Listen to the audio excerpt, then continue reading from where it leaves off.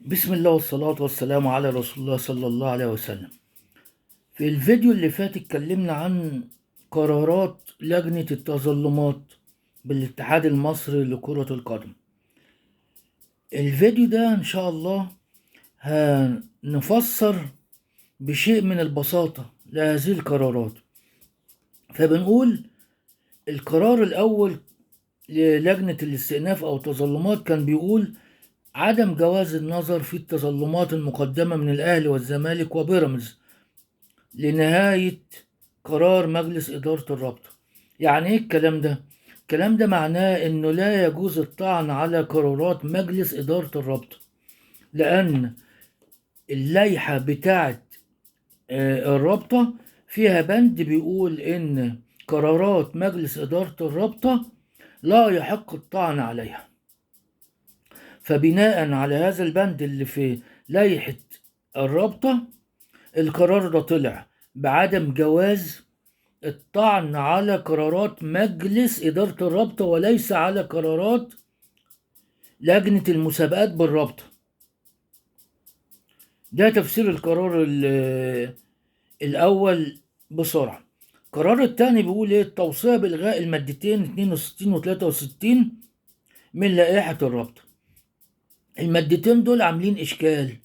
المادتين دول باختصار شديد بدون الدخول في تفاصيل، لأن حضراتكم كلكم عندكم المادتين دول واتنشروا واتقروا. فالمادتين دول مش قادرين يحددوا ايه هو معنى الانسحاب. الانسحاب انك تروح الملعب وتلعب وتخرج تنسحب، ولا انك ما تروحش من اصله؟ واذا ما رحتش بتستند على ايه في عدم مروحك؟ عندك ظروف قاهرة او طارئة؟ فالمادتين دول ملخبطين، ولذلك لجنة الاستئناف أو التظلمات نصت على إلغاء المادتين دول من لائحة الرابطة.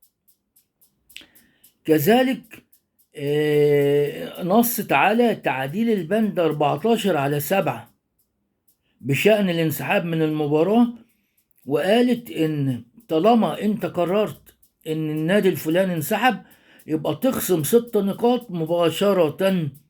يعني ما نعملش زي اللي رقصت على السلم 3 في لعدم حضور المباراة و3 في نهاية الدوري. لا، تنص صراحة، هي التوصية بتقول كده، ان يجب على الرابطة انها تنص صراحة على ان ال6 نقاط يتخصموا من اول يوم، ما ولا داعي للانتظار لنهاية الموسم. ده بالنسبة للمادة التانية باختصار شديد. برضو القرار الثالث بتاع لجنة الاستئناف أو التظلمات بيقول إيه؟ على رابطة الأندية مراعاة لوائح الاتحاد المصري لكرة القدم والمعتمدة من الاتحاد الدولي لكرة القدم عند وضعها للائحة المنظمة لعملها وبما لا يتعارض مع تلك اللوائح. يعني عايز يقول بس يعني بشياكة إن لوائح الرابطة تتعارض مع لوائح الاتحاد المصري لكرة القدم، والتي اللي هي لوائح الاتحاد المصري معتمدة من الاتحاد الدولي. الاتحاد الدولي اللي هو منوط به اللعبة. فيجب على الرابطة ان هي لوائحها تكون متوافقة مع لوائح الاتحاد المصري اللي هي اصلا معتمدة من الاتحاد الدولي لكرة القدم، لانه واضح ان قرارات او لائحة الرابطة فيها بنود كتيرة مخالفة او متعارضة او غير متوافقة. يعني عشان منبقاش بنقول كلام يعني